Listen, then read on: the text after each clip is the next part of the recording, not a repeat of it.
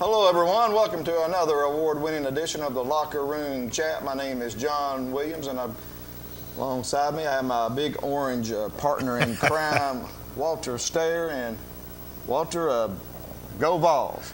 You got that right. Last Saturday was one of the best days of my life. I might rank it about fourth or fifth all time. I mean, about anything. It was just beyond delightful. It was almost like it was a wonderful fantasy dream or something that it transpired like it did. And when that fumble happened, I said, "Oh, good Lord, here we go again. Don't let this happen again." And somehow we got it back, didn't lose our composure, and put the pedal to the metal and got it done. Yes, Henry Hooker hit Jalen Hyatt with another touchdown pass, didn't he? Right, and you were down there in one of those end zones ready to catch it. I mean, I tell you what, I would have loved to have been over there. I don't know if I could have handled being with that many people, but you did it, and you got back in one piece. I did. I survived it with my daughter, and it was just an incredible game. Even Jimmy Himes, he even said he thought that was the best game that he had ever seen there at Neyland Stadium. And certainly, I think, for myself, I think it is as well. I've seen a lot of games over there. The 98 Florida game, that was number one for me, but yeah. I think it surpassed it. But just the crowd, just the atmosphere, the whole game, just from the get-go, it was electric. And how many viewers? It said most watched game last week. I don't know if it set a record, but it was a tremendous amount of viewers. Oh yeah, the Florida. You compare it to Florida, which it's been an Achilles heel, Florida, but this was even so much bigger than the Florida win to me and to probably all kinds of people. It was Tennessee 52-49 over Alabama. Crimson Tide. The Vols are snapping a 15-game years losing of streak. misery. 15, misery. And what was your take on that game, Walter? I thought they have far more talent than we have, but we honestly have far more heart, and we kept on doing what we needed to do. And with Coach Heifel and Hooker and the whole team, I think they outfoxed them in a certain sense, and they played them tooth and nail. They never gave up, and Alabama lots of times intimidates other teams, and this is the first time I've seen in a long time that we were not intimidated in that game, period. We went toe-to-toe with a fabulous football team and came out the victor. Right, even Mike Keith said that today on the Sports Talk. He said this Tennessee team, that was his biggest takeaway. They weren't intimidated. Exactly. I mean, from the get-go, got out to a 28-10 lead, and you've seen some other Tennessee teams in the past against Alabama get off to a slow start and try to rally, but can't do it. But this team jumped out early and withstood Bama. You knew Bama was going to come back. Oh yeah. And they did, and took the lead, and it was just a heavyweight fight, really. It was just back and forth. I mean, if you look at it, we have a tremendous offense that can probably, you can always get some better, but we have a tremendous offense and a so-so defense, but we have a defense that is full of heart. And I mean, they keep on coming and keep on going, and they're going to keep getting better. Right. We've seen that against LSU game, and yeah. Even Alabama, we gave up 49 points, but, it seemed like they, really played good defense. So, I mean, give up a lot of points, but, I don't know. It's just crazy. And the one fumble, so that really doesn't right. count as far as the yeah. defense is concerned. But. Right, so, up 28-20 at halftime, and defense got a lot of stops, and Alabama helped them out there on that punt when they botched that up. That one on the punt, and he thought that other guy touched it, but he didn't. I kept on looking at the replay, and he didn't touch it. And then that Alabama guy thought he was supposed to definitely get a hold of it, and he couldn't keep a hold of it. And thank goodness we got a hold of it from there. Saban come unglued on that, didn't he? Yes, he did. he turned, I don't know, some sort of color that was between crimson and purple or something, best I could tell. It was something on TV. Let's look at some of the streaks here. Tennessee snapped with that win over Alabama. Of course, the 15-game losing streak dating back to 2006. Also, a 16-game losing streak to Nick Saban dating back to 2001 when he was at LSU. Exactly. And that win was in the SEC championship game, wasn't it? It certainly was. And that was a preliminary start of our fall. Mm-hmm. Sure was. And a 38-game losing streak versus AP top 10 teams dating back to 2006. Tennessee snapped that. A 28-game losing streak to an AP top 5 dating back to 2005. A 19-game losing streak versus Associated Press top 3 dating back to 2004. And also the Manning curse was broken. I think that one's a funny one, to tell you the truth. Yeah, that sort of, made me a little upset when they announced Manning would be the guest picker on the game day, and fans immediately said, "Oh no, we're going to lose, and Peyton's going to be there." Sort of, didn't really like that, but Peyton was 3-1 against Alabama when he played, but there was some truth in that though. Some games he attended, we lost, and well, the Florida games, if he ever comes, I don't know. We kept on losing to Florida a lot anyway, unfortunately. But we lost the Georgia State game. Oh, that was terrible. He was there for that one. But somebody mentioned last week on the scoreboard show, I think it was, that he was at the LSU game. Okay. Week before last, so that ought to count for something. He did all right. We did real well in that LSU game. Also, some more streaks. It was the first win in a battle of top 10 teams for Tennessee since 1999. First sweep of SEC West foes since 2001. No, that's good. I like to hear that. We beat LSU, Alabama. Yep.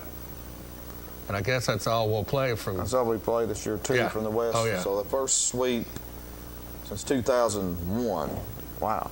Yes. I guess Alabama's part of that. So, first time with 4 regular season wins versus ranked foes since 1998. And did you know that it's my understanding at this point in the season, no team has ever beaten 4 top 25 teams out of the first 6. I saw that somewhere ever. What's that now?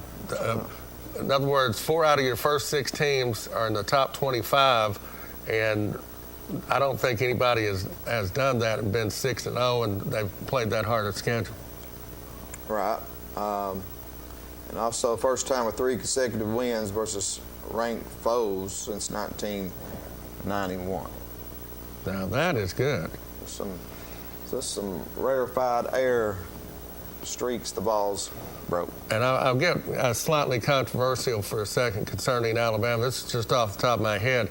But you go back, and a lot of these Alabama folks are been saying, that they're doing so good and we were doing so bad. It wasn't that long ago that they weren't doing that good, and we were doing pretty good ourselves back in the 1990s when they had a whole lot of controversy, and they were going to get Mike Price and Rodriguez and a bunch of all these guys, and they went through a rough patch themselves, and they need to remember that and understand that teams do go through those, rough times here and there. But certainly do. And as you mentioned earlier, 15-year misery ended Saturday at Neyland Stadium, and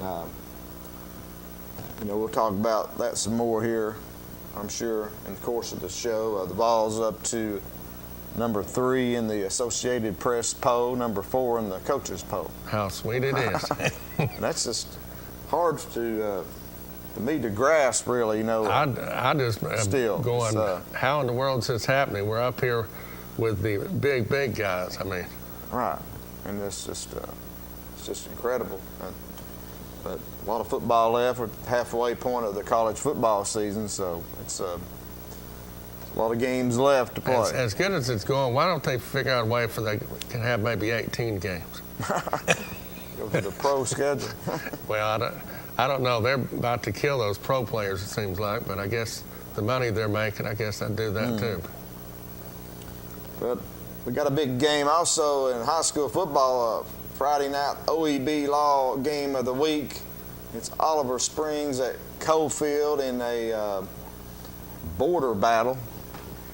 Roane County and Morgan County. These schools only separated by about 4 miles or 5 minutes apart, and they're going to get together Friday night at Rochelle Field in Cofield. And of course, I said there you see game of the week.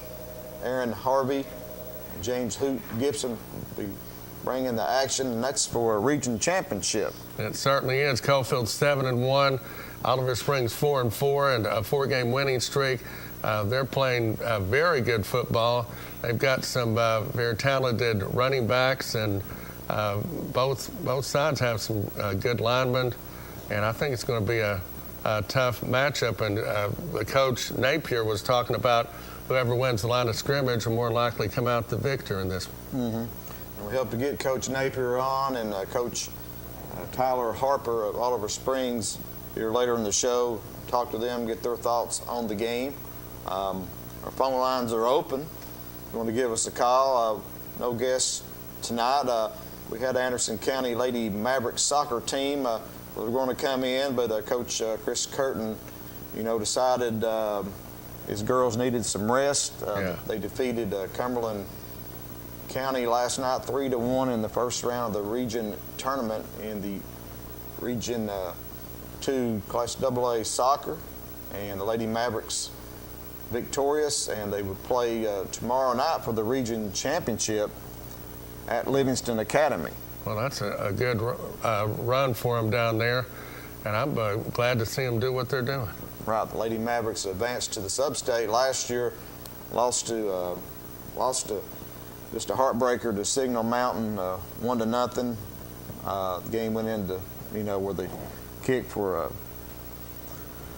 points there when it's a tiebreaker. Oh yeah. And Signal Mountain pulled that one out 1-0. So Lady Mavericks are back in the region championship, and we wish them the best tomorrow night against Livingston Academy. Livingston Academy 17-1, and they eliminated Kingston last night, who had a tremendous year as well.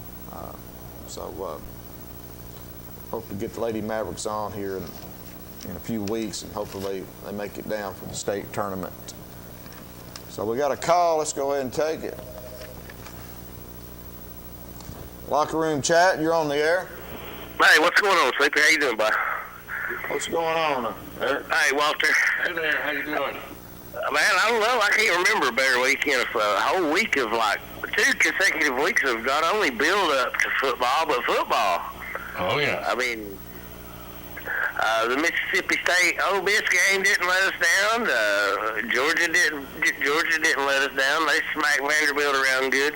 Game day will probably be at Athens. What do you think?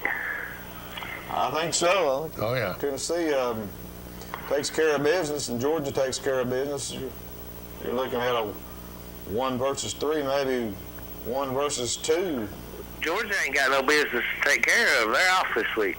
Well, but they got Florida next week. Oh yes. Yeah. They got the They got a bye week, world's though. largest cocktail party coming up. Yep, down in Jacksonville. Uh-huh. I still think they ought to do home and home on that series, do away with that Jacksonville stuff, but whatever. But Eric, you've been spot on with the Vols. You picked a big win over LSU, and that came to fruition all week long. You said Tennessee was going to beat Alabama, and that happened. And so you're the big orange soothsayer. So what do you see for the Vols down the road? Well, I'm gonna say it's not gonna be as big as the experts think on this Tennessee Martin deal. They're not gonna go in there and try to headhunt them and run the numbers up. the starters will start the first series of the second half, and then you'll see the second string players start to play the rest of the game. I'm gonna say probably like 42-7 ball game, something like that. Yeah. Entertaining, fun to watch. Nobody's gonna be taking no cheap shots, getting hurt, none of that. Right. UT Martin's gonna be glad to be there, getting a payday, getting experience. Homecoming on the hill, and Yeah. did you know the UT? It'll be fun down there. Did you know UT Martin head coach is the father of Ty Simpson, outstanding quarterback. Played for Westview last year. Now he's third string at Alabama. So his dad's the coach of UT Martin. That's cool.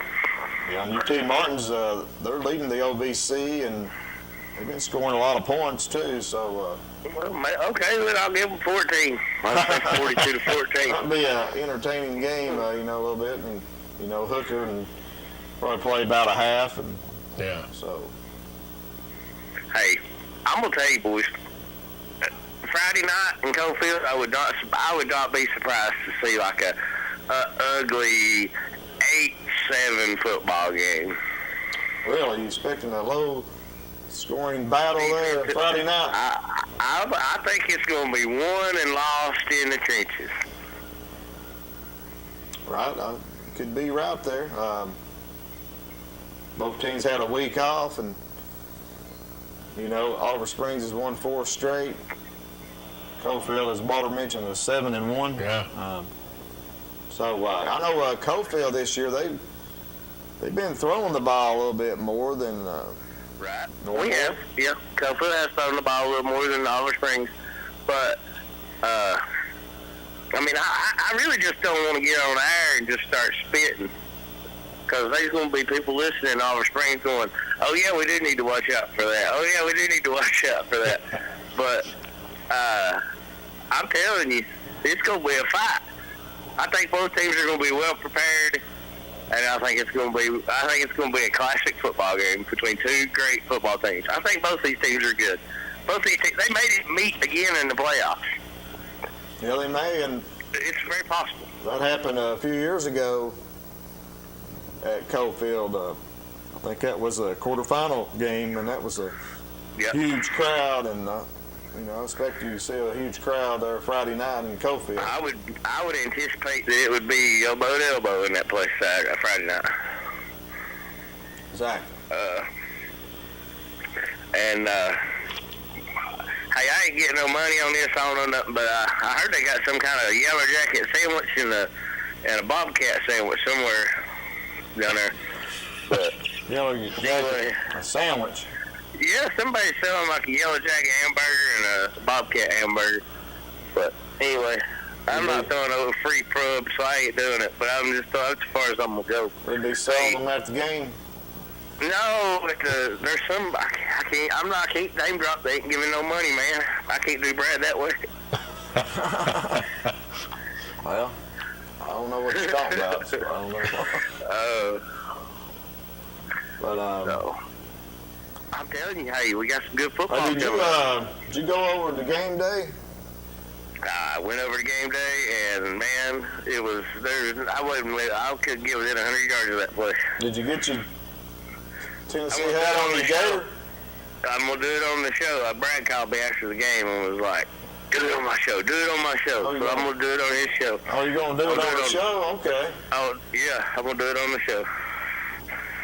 That's awesome. Brad called me. He was like, "You gonna do it on my show?" I was like, "Okay." He's like, "People will watch that." I was like, "You think?" He goes, "Oh yeah, people will watch that." You think people will watch that? Oh yeah. Get big time ratings for that, especially if Laws keep winning. Well, let's do it to it. Ain't nothing to it but to do it. What did you see down the road about Tennessee and Kentucky and Tennessee and then Tennessee and Georgia? I don't know what you're talking about. Just taking one game at a time. That's right. Right now you're focusing on getting healthy. I mean, you got a week off, you know what I'm saying? You got UT Martin this week, then Kentucky. Well, I mean, you're not. That's what I'm saying, though. You worried about staying healthy. I know. I'm just looking. Base game plan. Just looking You're down the road. Run, just looking, You're probably going to run 8 offensive plays, different plays against UT Martin. Kentucky had a big win over Mississippi State. So there's going to be a balance always when Kentucky and Tennessee. Oh, yes. Get together. It's an old-fashioned backyard brawl normally. It is kind of one of them deals where, like, getting to play Tennessee, getting to play that power team, that's like a bowl game for Tennessee Martin, kind of. Yeah. Sure is. I'm glad to... For Tennessee Martin to come in and beat Tennessee would be a bigger upset than Appalachian State going in and beating Michigan in the Big House when they did it. It would certainly be. Well, that ain't it would be a bigger upset.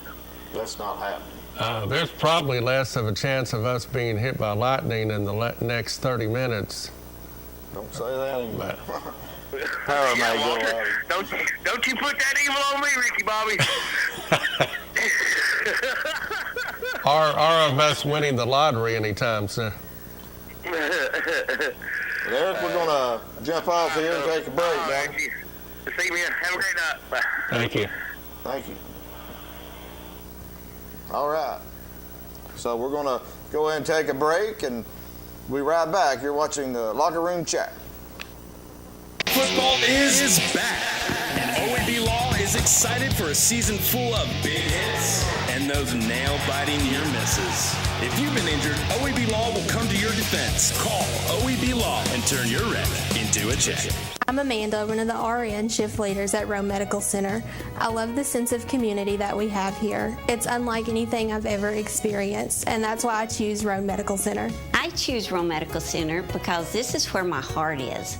My family and friends use Rome Medical Center, and I want everyone that comes through our doors to have an experience that makes them as proud of Rome Medical Center as I am. Find out why Roan Medical Center is the best choice for your future in healthcare. Learn more at roanmedicalcenter.com. There's a lot of talk about the risks associated with the COVID-19 vaccine, but the reality is it's safer than being tackled by a Tennessee Titan. Give it a shot. Find a free vaccine appointment today at covid19.tn.gov. Earl Duff Pre-Owned Center in Harriman is East Tennessee's best choice for pre-owned vehicle sales and service. Earl Duff is a name you know and trust, and we have been meeting the automotive needs of Roane and surrounding counties for over 49 years. Shopping with us is easy, and we treat our customers like family. From sales to finance to service, we're your one-stop shop for everything automotive. Don't settle for less with your next pre-owned vehicle purchase. Come to Earl Duff Pre-Owned Center in Harriman or online at duffpreowned.com. I am Dr. Jan Hahn, and I am running for House District Seat 32. I am a fiscal conservative and a social moderate. You don't take money from people who don't have it, and you don't spend money that you don't have. No government can tell me what I can or cannot do in the privacy of my home. We face common problems and must solve them together. I am a fresh face with new ideas and a different way. I'm Amanda, one of the RN shift leaders at Rome Medical Center. I love the sense of community that we have here. It's unlike anything I've ever experienced, and that's why I choose Rome Medical Center. I choose Rome Medical Center because this is where my heart is. My family and friends use Rome Medical Center, and I want everyone that comes through our doors to have an experience that makes them as proud of Rome Medical Center as I am. Find out why Roan Medical Center is the best choice for your future in healthcare. Learn more at roanmedicalcenter.com. We treat you like family at RMG. Bring your junk, cars, aluminum cans. We'll buy it on the spot and we'll pay you a lot. We treat you like family at RMG. Yeah, we treat you like family at RMG. Rome Metals Group, treat you like family. Rome Metals is located just off of Highway 27 between Harriman and Rockwood.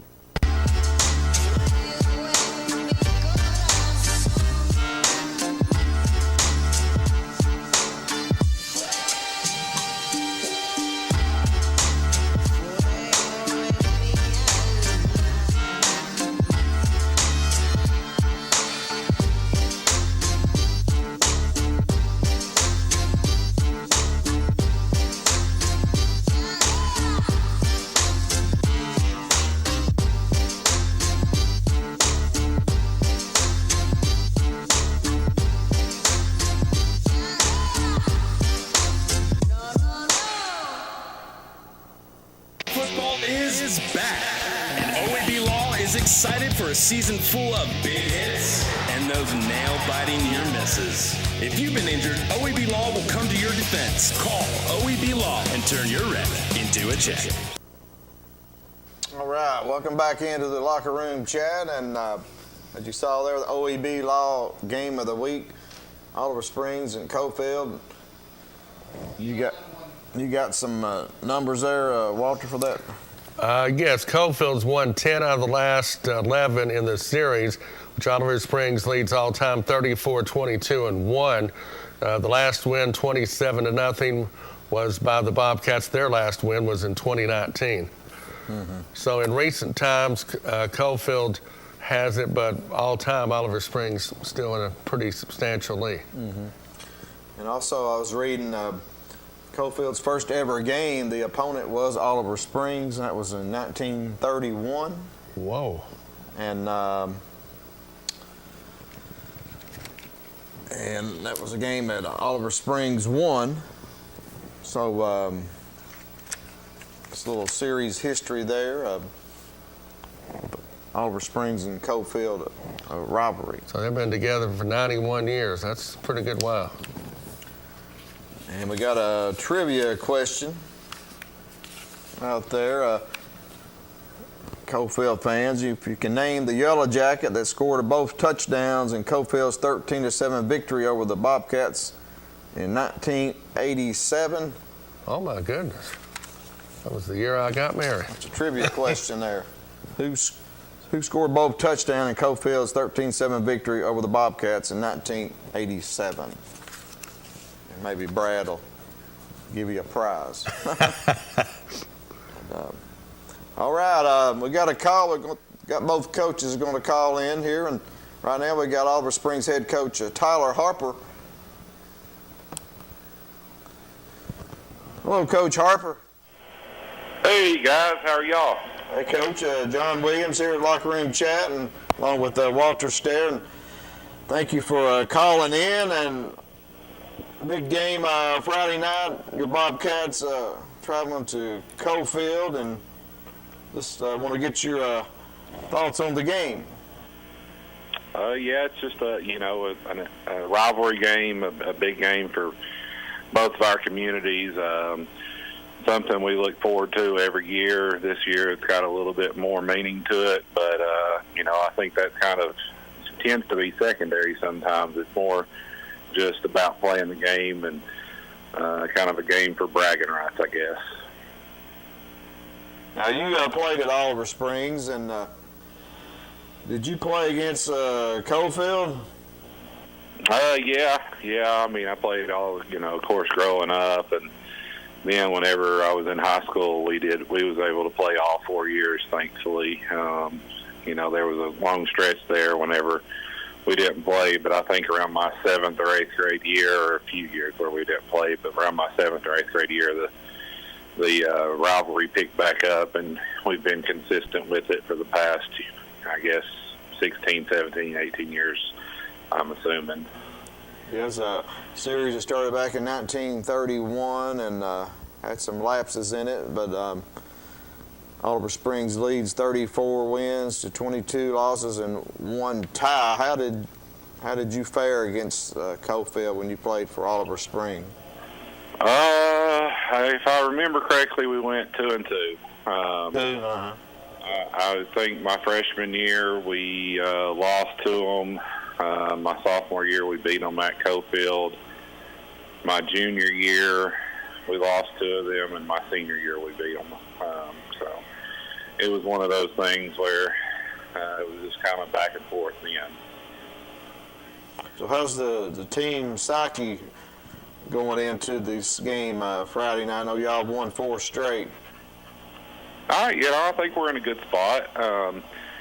We know that to win Friday night's game, we're going to have to definitely execute. We're going to have to be consistent. We're going to have to play physical and do all the little things right throughout the game and keep everything in front of us, take it, one snap at a time. And I know those are all coaching cliches, but we know what's ahead of us. Really good football team, well coached, and So we know, going into a good environment, we're looking forward to that. It's just one of those things that we feel like we're in the right spot. We started off the year rough, and we've kind of got it turned around. So hopefully, coming off a bye week, we're a little bit healthier and a little bit, just ready to play some football again. Walter? Tell us how you have progressed from the first 4 weeks, having a rough time getting started with a lot of your youngsters. You've got over 20-some players that are freshmen and sophomore, and getting into the win column and coming up 4-4 and vying for first place within the region. Yeah, a lot of that is we have a tough schedule, and it's a good thing because whenever you play a tough schedule and you play these teams that are a little bit bigger, have a little bit more depth, you're able to compete until the depth starts to take over, and that's what we were able to do early in the year.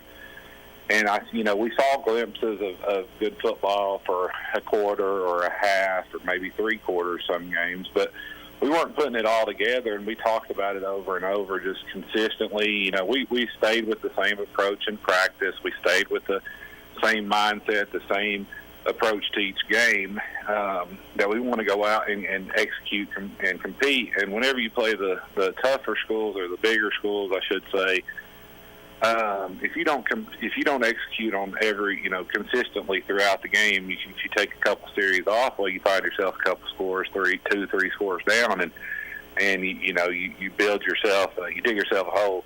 Whereas, then you come back into 1A and things start to slow down a little bit more because you've seen those teams. Now you're playing teams that have about the same depth as you.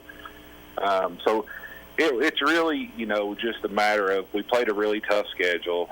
We were, it's my first year being the head coach, trying to figure out what we need to be doing offensively. Our defense has been pretty consistent all year. Our offense struggled early on, and getting us into the right offense and getting us, the right personnel in the right spots was something that, you just go through it with growing pains, and now we've got it kind of figured out. So we like where we're at heading into Friday night. What's your injury situation at this point coming in? For the most part, we're pretty healthy. As healthy as you can get at this time of year. Everyone's a little banged up, but we just had our bye week, and we finally got Kane Gooch. He was one of our guys that had been out several for the first 4 games, the first 5 games, and he's back, and he's really fully healthy now, and that's a big thing because he's a senior playmaker for us, and he's a kid that can command our offense. So we're excited to have him back. We're pretty healthy right now. Was Googe, what position? Is he quarterback? Yeah, he'll play quarterback and a little bit of running back. Okay. All right, Coach Harper, we thank you for calling in, and wish you the best of luck Friday night.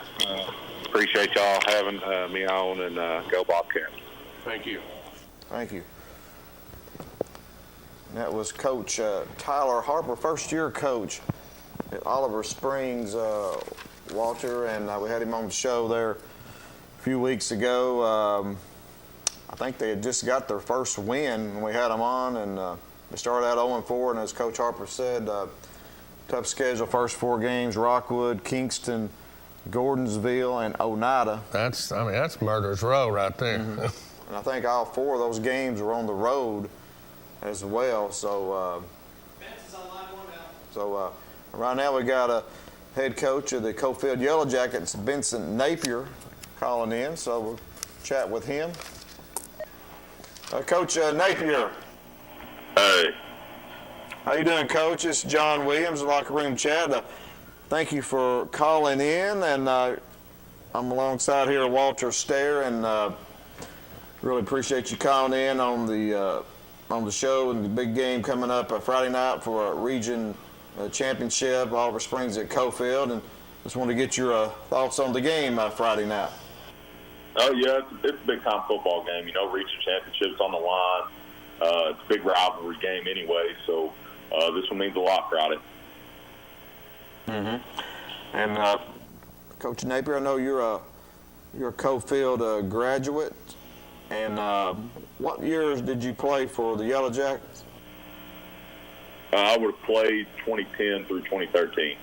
I know you coached there some with Coach Henry, and but how, this rivalry, Oliver Springs leads at 34-22 in one tie, but since 2010, I think Cofield's won 9 out of the last 10 games. How did it fare when you played? I know, did you ever lose to Oliver Springs when you played? No, we were the first group to go 4-0. And, that was something we knew going in my freshman year that, it'd been a while since we beat Oliver Springs. So it meant a lot to us to go in and win that. And then my sophomore year, we were the first group in Cofield to ever win back-to-back against them. And then we ended up winning 2 more after that. So this is one we won every year. It means a lot to the people in our community. Means a lot to the people in their community. Winner of this one gets bragging rights, and we hope to come out and play well Friday night and be able to keep that. Right, it's a true rivalry. No doubt yeah, about it's a true. And they don't like us. There's no love lost between the two programs, and it's one that means a lot to everybody that's played at Cofield, that plays here now, that anybody that's part of our community. This game means a lot to them. Walter? Well, you expect, it's my understanding, 1,500 people or more at your stadium, so it'll be rocking. Yeah, I expect it to be a huge crowd. This one's always a big crowd anyway, and then you add the region championships on the line. It should be packed out Friday night. I expect a great atmosphere for high school football. Also, did you expect coming in that Oliver Springs would be coming up to this point, that they would improve like this? It was one of those, coming into the year, I didn't know who. I know they were really young, and that's, Coach Harper's done a great job down there. They've got better week to week, and you could kind of see it. They were playing teams close, and probably a couple in there early that they felt they played well enough to get wins and didn't. So that's always a good sign for a football team. So it was early on in the year. You can kind of see, hey, they're getting better week to week. It was one of those you can kind of see halfway through the year what it was kind of shaping up to be going into this week. It seems like as you've gone through the year, your team has gotten better. You started off against Wartburg and had a so-so game, and it seems like from then on you've played very good football. Oh, really, our first 5 quarters of the year we didn't play very well, and that includes first quarter up at Scott County. And that's something we've worked to get better week to week. That you don't want to be playing your best football in the very beginning of the year. You want to be playing your best football right now and going into the playoffs. But really, outside of those first 5 and then the first quarter and a half at Gordonsville, outside of that, I like what we've done as a football team. We've played pretty well for the most part. Still got things we've been working to fix and get better at, but it's a credit to our kids. They do a great job. They work their tails off. My coaching staff, they work their tails off, do a great job getting kids ready. And it's just a credit to them to get better week to week and the work they've put in. And you've really had some good controlled football and scored quite a lot of points in the last few weeks. Oh, yeah, that's something. We got some playmakers outside, and we got a couple playmakers at running back, and we got our quarterback play's been really good. And so if you got all that, you can score some points. Our O-line, going into the year, and I told our guys this, that was the point of our team where I was most concerned about was our offensive line. And those kids have worked their tails off to get better week to week. And, it all starts with them. So that they've been playing well, and that lets their offense be able to go out and score points. We're on with Benson Napier, head coach of the Cofield Yellow Jackets. And, Coach, y'all come in ranked number 9 in Class A. Just looking at your stats, you look like you got a pretty balanced attack. You actually have more net passing yards than you do rushing yardage, but it's a very balanced pretty close, and that's probably something you strive for. And you have a veteran quarterback there in Cole Hines. And my question for you is it my imagination, but Cofield, throwing the ball more now than they have in the past? Oh, no, not really. I mean, you look at it, since really 2010, we've had some really good quarterbacks come through Cofield. And it's a place where, Coach Wilson does a great job of what we do offensively is going to fit what our football team needs. And really, since 2010, we threw the ball quite a bit. I'd say if you go back and look at probably all-time passing leaders, I'd say since 2010, 2, 3 out of the top, probably 4 or 5 are from that time frame. So we've been throwing it around for a while. But really what we do, I mean, we're pretty balanced. We got running backs that can run the football. So, we're going to take what a defense gives us. And if they're giving us a night where they're trying to play man coverage, we can throw it. And if they're staying light in the box trying to stop us from passing it, we're good enough with our running backs and offensive line, we can run it. So we want to be balanced, and I think we've done a pretty good job of that so far this year. Now, you're exactly right. You had the McKinney kid up at Eastern Kentucky. Now, I forgot about him, but he could throw it pretty good, right? Yeah.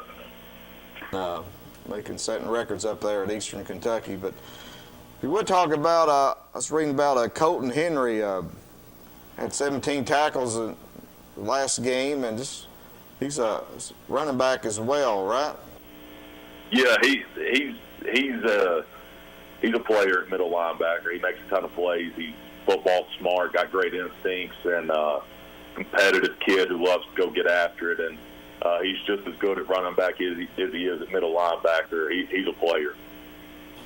That's Coach Keith Henry. Is that his son? Yeah. That's what I was thinking. Well, Coach Napier, we appreciate you calling in and wish you the best of luck Friday night in that region championship showdown with Oliver Springs. All right, I appreciate it. Thank y'all. Yeah. All right, thank you. That was head coach the Cofield Yellow Jackets, Benson Napier, and we appreciate him calling in. Also, Coach Tyler Harper of Oliver Springs. Oh yeah, 2 very good coaches, and going to have a big matchup Friday. Yeah, and those 2 schools, that's a great rivalry. Just back and forth it seems, and I think Oliver Springs has the lead right now all the time, but Cofield is sort of.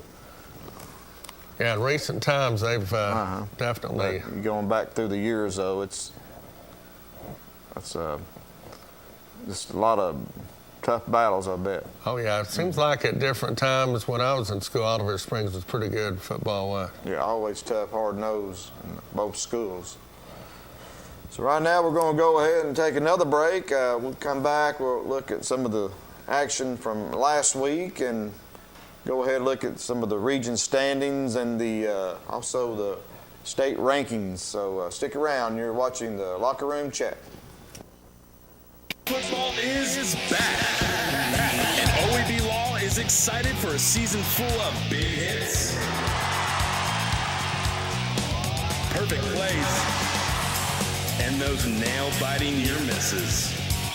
If you've been injured, OEB Law will come to your defense and tackle any obstacles blocking you from scoring a full and fair settlement. Call OEB Law 865-546-1111 and turn your red into a check. I choose Rome Medical Center because this is where my heart is. My family and friends use Rome Medical Center, and I want everyone that comes through our doors to have an experience that makes them as proud of Rome Medical Center as I am. I'm Nancy Easter, Manager of Materials at Rome Medical Center, and I'm so happy to work for an employer that values me and makes me feel appreciated. Find out why Roane Medical Center is the best choice for your future in healthcare. Learn more at roanemedicalcenter.com. We should never lose sight of our health. To keep moving forward, let's not forget everything we've learned. Limit the salty food options. Make your own daily exercise routine. And always receive regular checkups. More than anything, we have learned how important these small steps can make a big difference. so we can all continue to move forward together.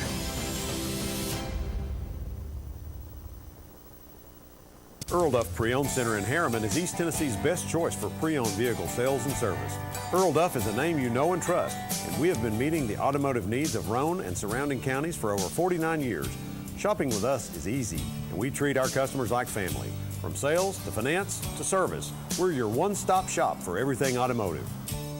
Don't settle for less with your next pre-owned vehicle purchase. Come to Earl Duff Pre-Owned Center in Harriman or online at duffpreowned.com. I am Dr. Jan Hahn, and I am running for House District Seat 32. I am a fiscal conservative and a social moderate. You don't take money from people who don't have it, and you don't spend money that you don't have. No government can tell me what I can or cannot do in the privacy of my home. We face common problems and must solve them together. I am a fresh face with new ideas and a different way. Roane Metals Group has been serving East Tennessee for decades. Locally owned and operated with convenient hours of operation, Roane Metals buys all types of scrap metal. Nothing's too big or too small. Still have that clunker sitting around? We've been buying them for years. Roane Metals Group are specialists in industrial scrap. We have what it takes to get any size job done. Roane Metals urges you to recycle responsibly. Scrap with only licensed dealers, a member of the TSRA and the ISRI. Roane Metals Group. Turn that scrap into cash. I choose Roane Medical Center because this is where my heart is. My family and friends use Roane Medical Center, and I want everyone that comes through our doors to have an experience that makes them as proud of Roane Medical Center as I am. I'm Nancy Easter, Manager of Materials at Roane Medical Center, and I'm so happy to work for an employer that values me and makes me feel appreciated. Find out why Roane Medical Center is the best choice for your future in healthcare. Learn more at roanemedicalcenter.com.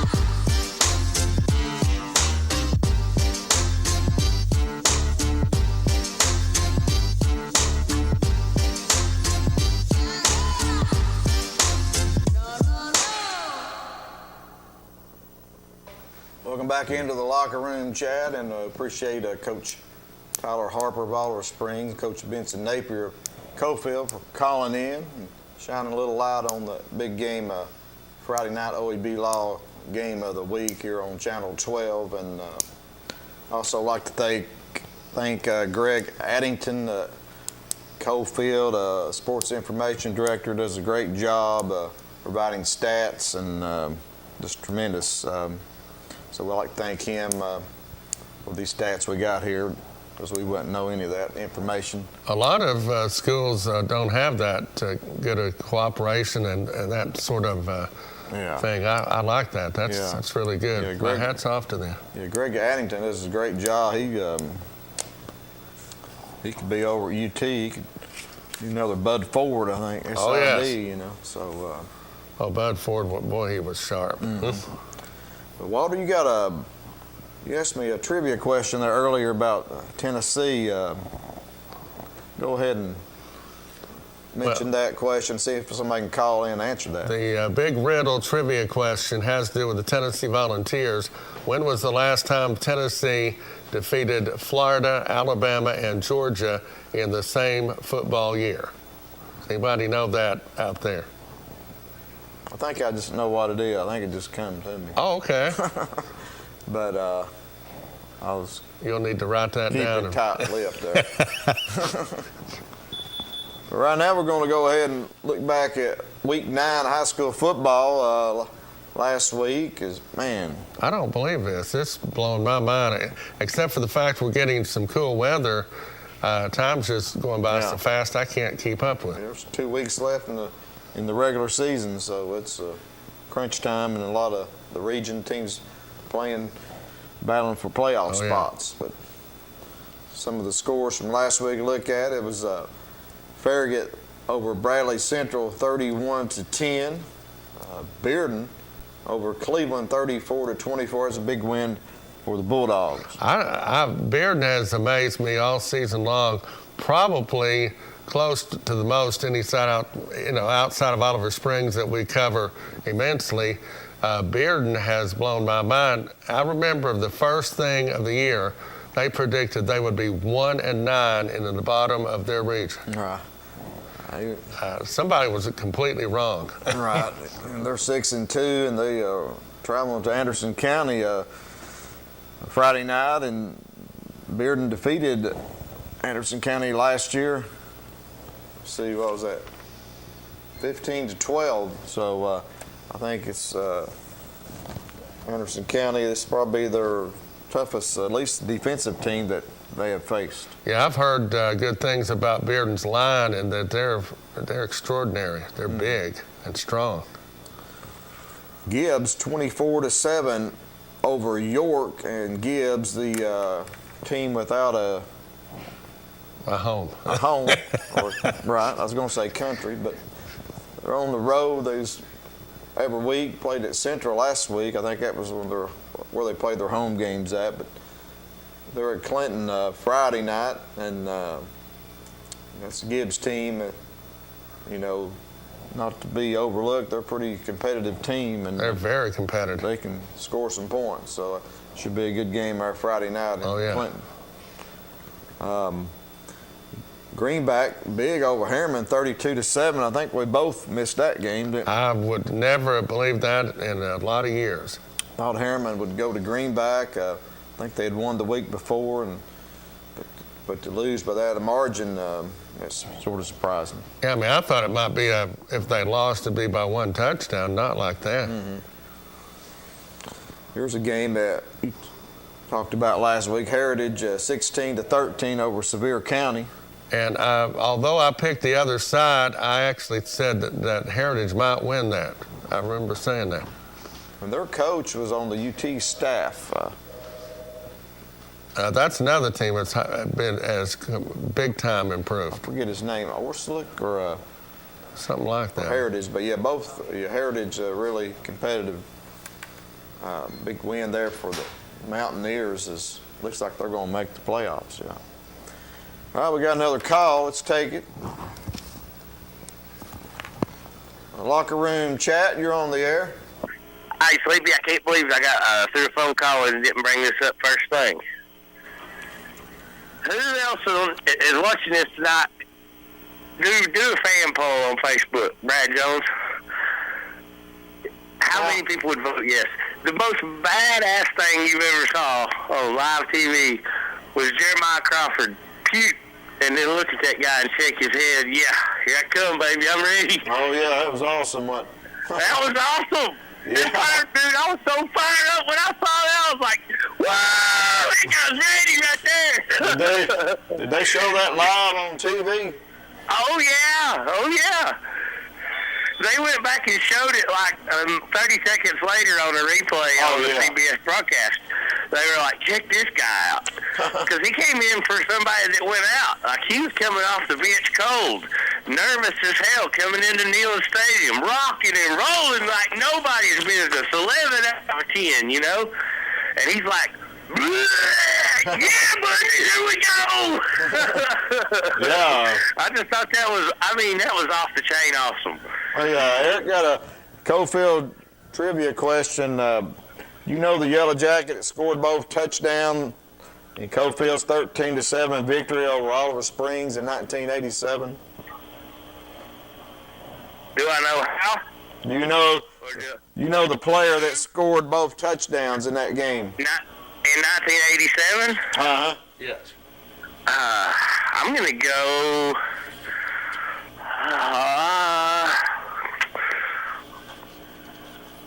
Was you at that game? I don't know, but I'm going to go with Tony Keithley. Bingo! You got it right, buddy. Congratulations. You won a prize package here at the stations. Come down and pick it up. Really? Yeah. Are you kidding me? We got you a Mountain Dew. Okay. Or water. Well, I've left. Or water or Mountain Dew or something. I've left one or two of them down there, I'm sure. Yeah, I believe me. I had to think about it for a minute, but I was like, Tony Keithley, he wore number 7. That's great. A great guess. Wasn't a guess. I had to think about it. Well, I know that, not a guess, but yeah, great answer. Educated guess. It was an educated guess. He's pretty good. I mean, I was in school then. Pretty good He player. was a stud. Dude, he had a full mustache in 7th grade. Was you in school then? Oh, yeah. I mean, was you wasn't in high school, was you? No, but I mean, I was in school. I saw him every day. Right. The high school kids interacted with us. Oh, yeah. We thought it was awesome when they talked to us. All right. Yeah, that's great. You got Cofield there, 1 through 12 there, all the kids there together. That's what I'm saying. I mean, the little kids look up to the big kids. And the big kids take care of the little kids. Everybody takes care of everybody in Cofield. It's home. All right, Eric, we're going to get back off here and look back at last week. All right, see you, bye. Thanks for calling in. Bye. All right, man. Tony Keith. Well, I tell you what, he's good on that. He's a Cofield super fan. He'll be there Friday night. You can't miss him. You can't. What, 1,500 or more? If you can't see him, you'll hear him. That's for sure. Okay, go back to the scoreboard here. Lenore City 34-0 over Chattanooga-Hickson. The Panthers playing some football. They certainly are. And they got a big game this week. I think they do play Heritage this week. So yes, they do. That'll be a good game. Oh, yeah. Science Hill over Jefferson County 21-7 last week. And Jeff County, I think, without their quarterback. So had to be a factor in that game. Oh, yeah, definitely. But Jefferson County going to be in the playoffs. They look like they got that third slot up in Class 6A Region 1. Science Hill undefeated in the region, also with Dobbins-Bennett, and they'll play each other, I guess, next week. Yeah. That ought to be a good one. Dobbins-Bennett plays Oak Ridge this Friday. So. Yeah, the Ridgers traveled to DB. It was McMinn County 24-7 over Walker Valley, and that gave the Cherokees the region championship.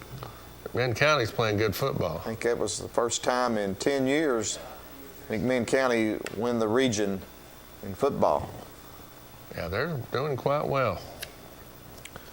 It was Midway getting their second win of the season, defeating the Sunbright 33-18.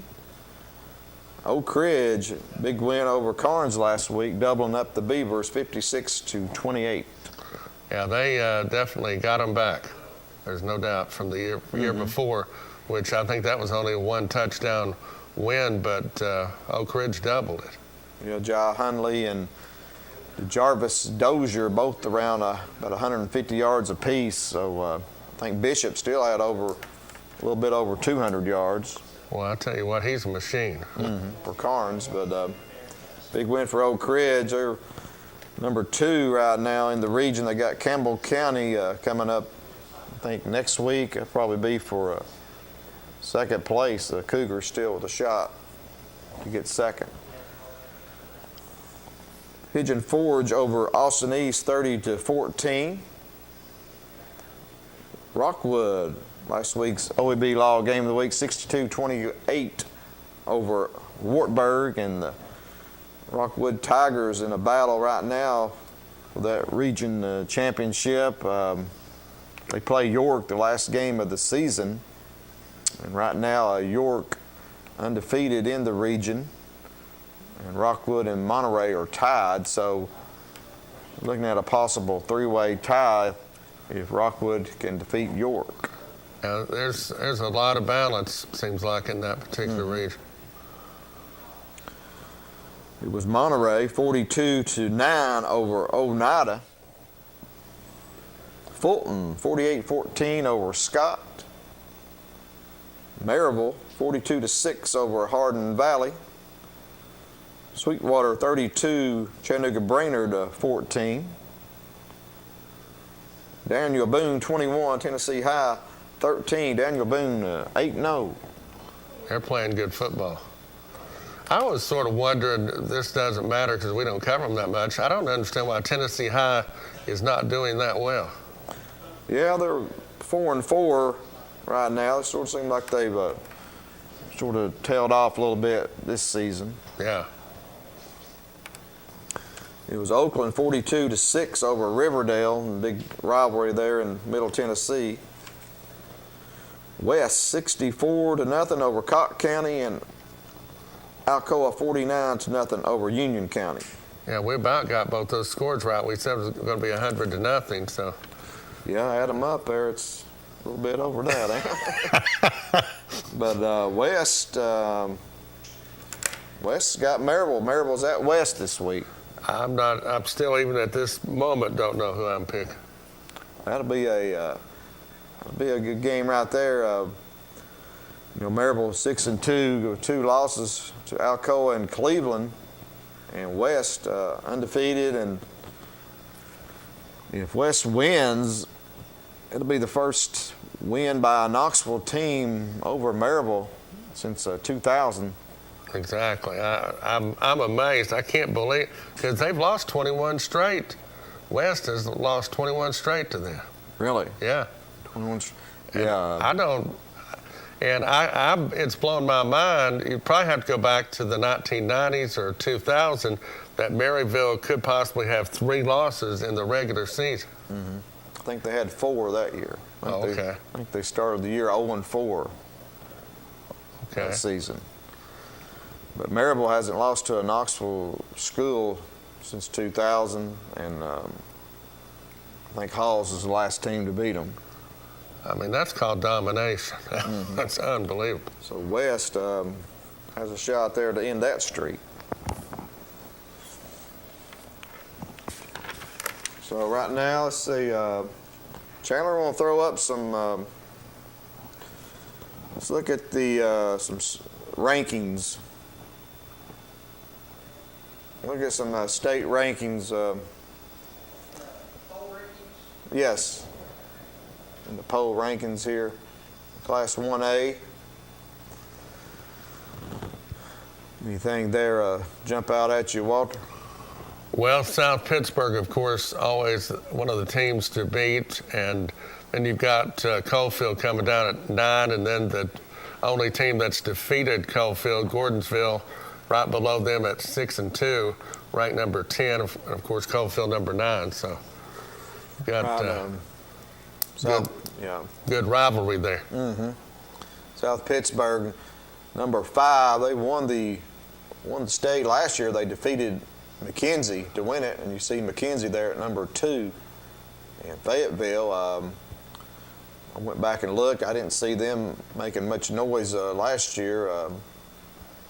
They may have made the quarterfinals, I'm not sure, but they are ranked number 1 right now. They jumped McKenzie. McKenzie was 1, so Fayetteville jumped McKenzie. All right, go up to 2A.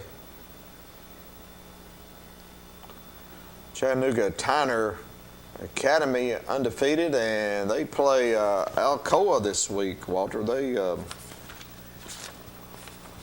travel to Alcoa. That could be quite interesting. Have they played in recent times? I can't recall that they have, but that would be a marquee sort of game. They may have played last year. I'm not sure. Hampton number 2 with 1 loss to Gatlinburg-Pittman. And you see Westview number 5. They won the state last year in Class 2A, defeating Hampton. So there's 2A. All the schools not in their area, but 3A, Alcoa on top, or East Nashville.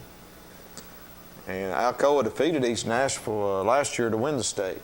Okay. So those 2 teams look to be on a collision course again. Should be interesting. See Sweetwater, Gatlinburg-Pittman number 4, and Sweetwater number 9. So I am a little bit amazed that Chucky Doak is as good as they are these days. Don't want to leave Chucky Doak out. The Black Knights 7-1, so that's all right. Me and my brother used to laugh about that. Chucky Doak. They said, like, if we lost a game, we called it Chokey Doak or Chokey Doak. I covered quite a few games when I was covering Claiborne County and Rutledge. They played Chucky Doak quite a bit. I was at their press box. It's not anything to write home about. So you've been to the Black Hole? Oh yes, I've been there. I somehow got back. Why do they call it that? I didn't stick around long enough to find out. Yeah. You got out there, didn't you? Oh yeah. Let's go up to 4A. And Greenville and Anderson County 1 and 2 have been that way all season. That will be a game. Would they play each other in the third round, or how would that work more than likely? Yes, that would be a third round matchup, and that would be at Anderson County High School, what I saw there a few weeks ago. Boy, would that be a dandy. Yeah, it'll be another. Greenville's been there a few times, and always a huge crowd. Upperman, number 5. Upperman travels to Walker Valley this week, stepping up in class to take on Walker Valley. Macon County, number 6, they defeated Stone Memorial a couple weeks ago to give them their first loss. And Red Bank, number 9, Memphis Melrose, number 10, DeKalb County tied at 10. So Stone, Memorial, DeKalb County, and Macon, they're all in the same region, I believe. That's something else. That's Murder's Row in the entire region. If I'm not mistaken, I think they're all in the same region. All right. And that about Melrose, isn't Melrose a big basketball school? Because it seems like I remember them from before. Memphis Melrose, that's where Michael Brooks played. Oh, okay. For Tennessee back in the day. Oh, yes. Yeah, was that 1980s, I guess? Yeah, Brooks in the mid-80s. I think we're dating ourselves a little Also, bit. you had a player, I remember, on our age. had a basketball player named John Gunn, played for Melrose. He was about 6'10". Remember that name? Yes, I do. I think he passed away sort of unexpected at an early age, but John Gunn, I remember that. They had some outstanding teams there back in the 70s Oh, they and certainly 80s. did. Yeah, basketball. I think they played, seemed like they might have played, well, no, take that back, but they're too small. I was going to say they played Marable one year for the state in football, but I think that was another Memphis team. Did they ever play Clinton or anybody we would have been close to? Because I could swear we played against them somehow, but I don't know why or how. But don't recall that. I don't recall Clinton playing Melrose. Go up to 5A. As we mentioned, Knoxville West, number 1. Taking on Maryville this week at home. Nolensville, they're sort of a new team in the top here in Class 5A. Daniel Boone, undefeated as well. Henry County, always there. Powell's got a big game this week, Catholic. Yes, they certainly do. Mountain Juliet, White County, and McMinn County rounding out the top 10. McMinn County breaking into the Class 5A rankings there. So it's going to be a good opponent there for whoever's number 4 seed coming out of Region 3 with Carnes and Campbell County, Oak Ridge, possible opponent. Yeah, exactly. Probably be, yeah. Could be Carnes, but it's a lot can happen yet. Oh, yeah. I know Oak Ridge went to McMinn County last year and played. About knocked them off down there in the playoffs first round. Go up to 6A. And Oakland on top with 1 loss to CPA a couple weeks ago, a private school. Cane Ridge, number 2, Dobbins Bennett, number 3. Got Oak Ridge this week. And Maryville, number 4. And Maryville, still on top of their region. It's a 3-way tie right now, but I think they've got the tiebreaker. They've got a very tough schedule. I'm not sure whether I'm picking Maryville or West, but to me they're so close, and I'm looking at history and the fact that Maryville in 21, 22 years has not, which you said, back to 2000, they lost 4 in a season. They've not, regular season-wise, since then had 3 losses in the regular season, which, I don't know, I'm not quite ready to say that that's going to happen. Right. Who they close out with? Well, they got West, and not sure who the final game is. Probably no one near as good as West. Yeah. Right. And 9 and 10, Farragut and Bearden. I know they got to play. I think last week of the season, that big West Knoxville rivalry. That'll be something else. Mm-hmm.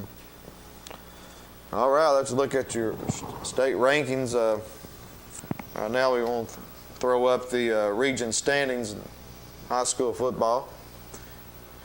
And Cofield and Oliver Springs, that's the OEB Law Game of the Week.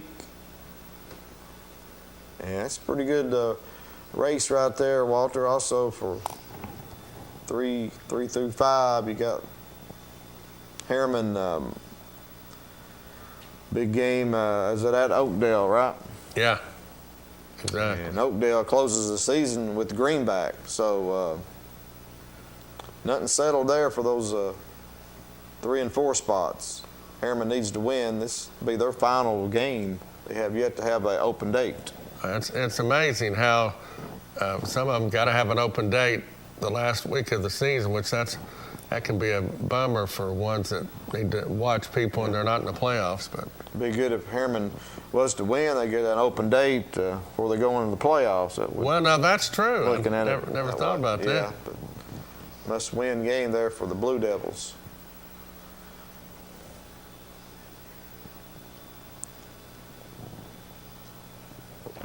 Go up to 2A, as we touched on this earlier.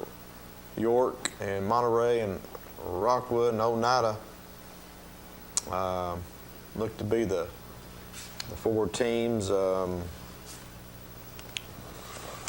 not sure who Wartburg has left. I don't know if they've played Oneida yet or not. I'm not sure. So if they haven't, they would have a chance to, if they could win that game, Wartburg could sneak into the playoffs. It looks like York and Monterey and Rockwood. Rockwood at York the last week, they win that, it'd be a 3-way tie, and each team beat each other. And looking at the overall records, that's the first tiebreaker. I think Monterey would win it. They're at 6 and 2, and I think the games they got left coming up, they're favored to win. So I think they would win that tiebreaker. Yeah. All right, go up to 3A. Alcoa and GP, Pigeon Forge and Austin East right there. Looks like it's going to be your 4 teams to qualify. It's good to see Austin East. Looks like they'll be back in the playoffs. Yeah, they're having a little bit better year. Mm-hmm. Go up to 5A, or excuse me, other 3A here. Sweetwater, McMinn Central, Loudon and Kingston. This region here is still a lot to be determined as well. Yeah, exactly. It's particularly the top 3, and then I guess you'll have to get between the bottom 3 who's going to get the 4th position. Right. Kingston got a must-win next week. They play Loudon, I think, to get in. They would have to beat them. If they lose, I think they would be out. Signal Mountain's already defeated Kingston. So head to head, that would give Signal Mountain an advantage. Kingston defeated Brainerd.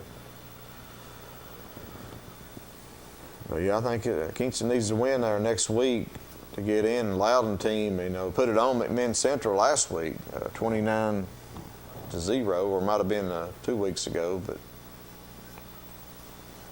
so Sweetwater looks to have this region wrapped up. Go up to 4A. Anderson County already won this region, their 6th straight region championship. Fulton there at 3-1, Gibbs 2-2, and Carter looks to be your top 4 teams. South Doyle possibly could get in the mix there, but I'm not sure on that. You've only got, really one truly dominant team in Anderson County, and then you've got 4 pretty darn good football teams, and then Scott's a little bit down. Yeah, yeah. Carter's at South Doyle this week, so yeah, South Doyle's still clinging with hope there. If they can get a win over Carter, that'll put them in. South Doyle, I mean, I don't know if that matters, but for a 2-6 team, they're actually a pretty good football team. They've just had a pretty tough schedule. Mm-hmm. All right, go up next, 5A. West. On top of this one, Central's plays Halls this week, and Sevier County and Heritage. Heritage defeated Sevier County last week, so Mountaineers a chance to maybe move up number 3 spot.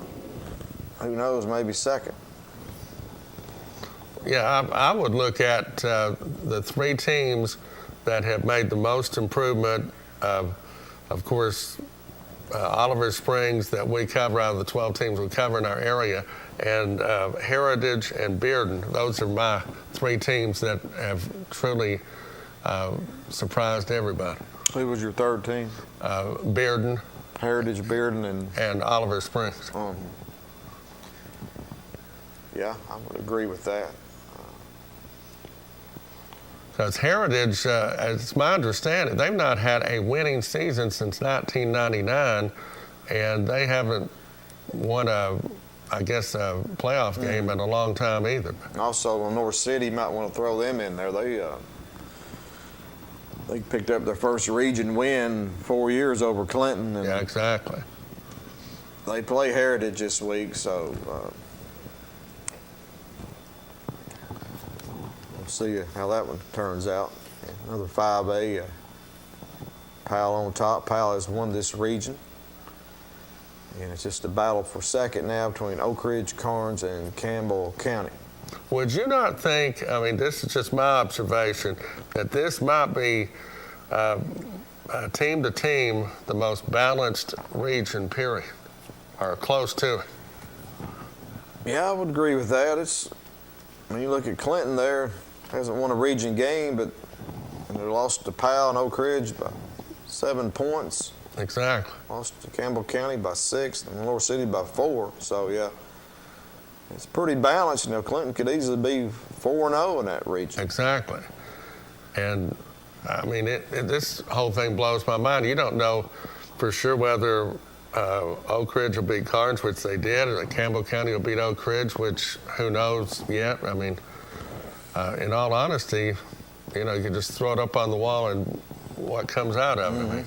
Certainly. Go up to 6A.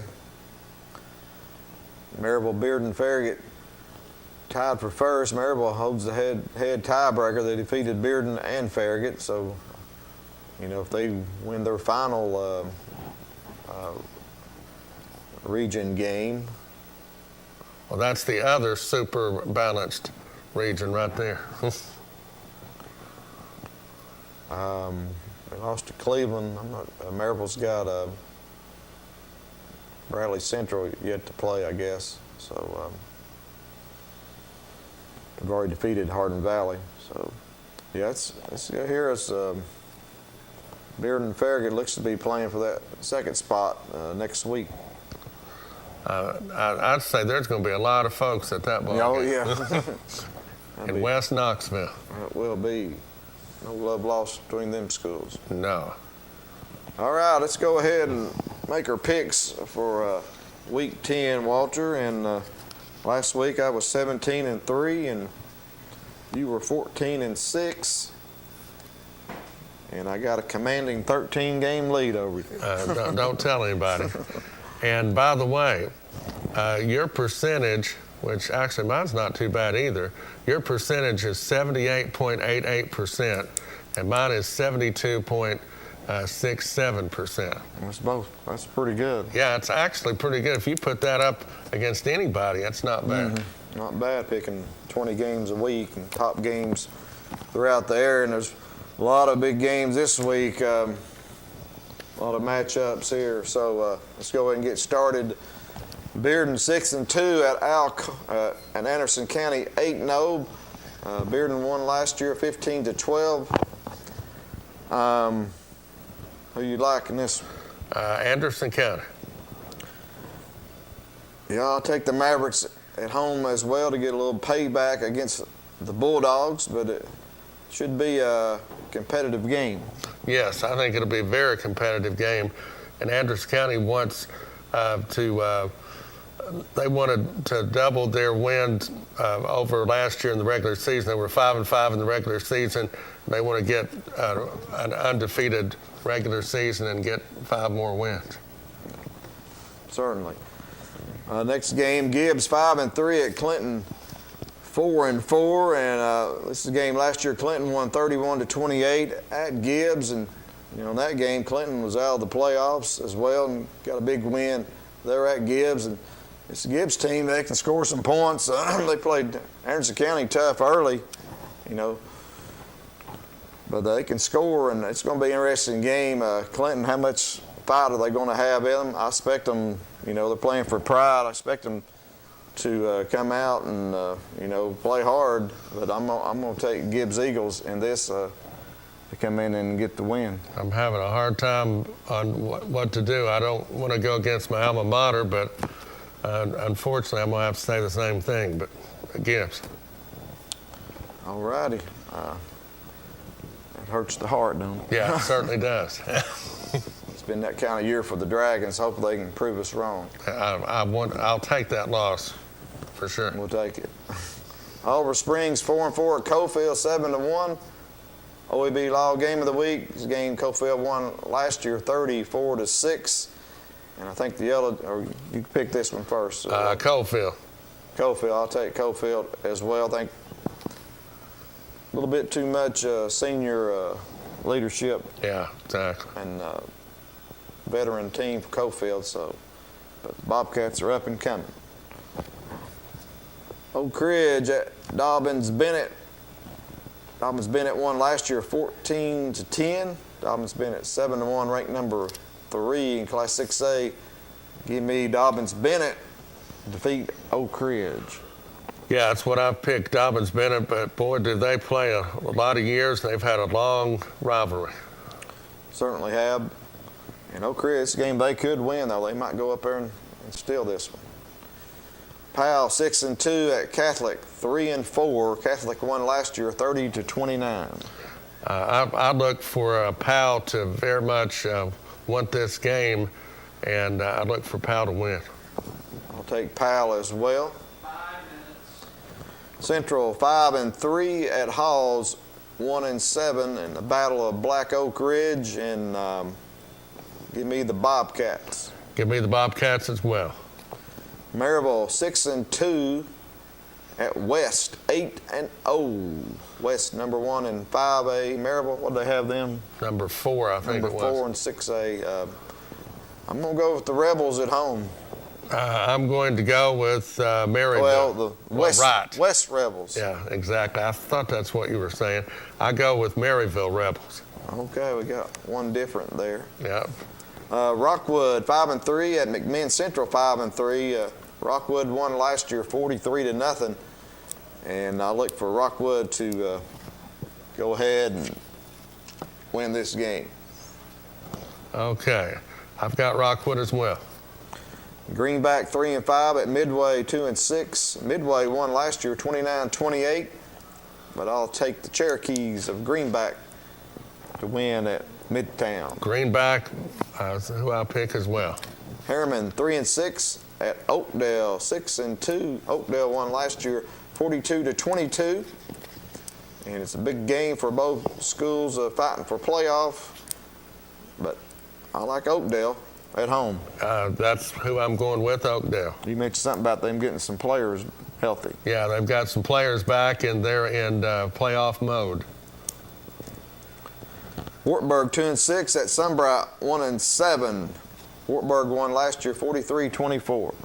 Wartburg. I'll take Wartburg on the road as well. Kingston 5-3 at Stone Memorial 7-1. Stone Memorial won this game last year, Walter, 34-33. Whoa. I'm hearing Kingston's getting healthy. They've been banged up a little bit.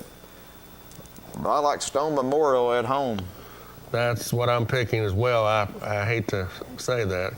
Actually, we have some viewers down in Kingston, I found out recently. Right. So. We got a lot of viewers down there at Kingston, and they haven't won since we had them on the show. So maybe I don't like to hear that. Maybe they can break that curse, locker room chat curse. That's it. Heritage 4-4 at Lenore City 3-5. Competitive game here. Both teams improving. Give me Heritage on the road. Give me Heritage also on the road. Jeff County 5-3 at Morristown West 5-3. This is it's going to be a tough battle. Yeah, it certainly will be. Morristown West is my pick. I'm going to go for Jeff County. My good friend Mark Mellon out there watching, so I'm going to take his Patriots over Morristown West. Oh, okay. Bradley Central 6-2 versus Ray County 2-6. Two proud programs right here. I like the Ray County at home. I still to this second can't pick for sure, but I'll go with Ray County as well. I'll agree with you on that. Campbell County 4-4, Sevier County 6-2. Good matchup here. The irresistible force against the immovable object of Sevier County's defense, Campbell County's offense. I like the Cougars to outscore Sevier County. Whoa. I'm picking Sevier County to get a win back after the loss last week. Carter 4-4 at South Doyle 2-6. Carter. I'll take the Green Hornets as well. Tyner 8-0 at Alcoa 7-1. Give me the Tornadoes. Give me the Tornadoes as well. Here's a battle of winless teams. Hardin Valley Academy 0-8 at William Blount 0-8. Hardin Valley's been competitive, more competitive than William Blount has this year. So give me the Hawks. Yeah, give me HVA as well. Upperman 6-2 at Walker Valley 3-5. Upperman Bees stepping up in class. Yeah, Upperman. I'll take the Bees to sting Walker Valley. So there you have it, folks. That's our picks for this week. And I'd like to thank our callers for calling in. And also like to thank Coach Harper and Coach Napier calling in. So, Walter, that's it. You better believe it. For Chandler back in the back, making it happen. For Walter, this is John Williams saying, go Vols, homecoming on the hill. Get out Friday night, and we'll see you next week on the Locker Room Chat. Thank you.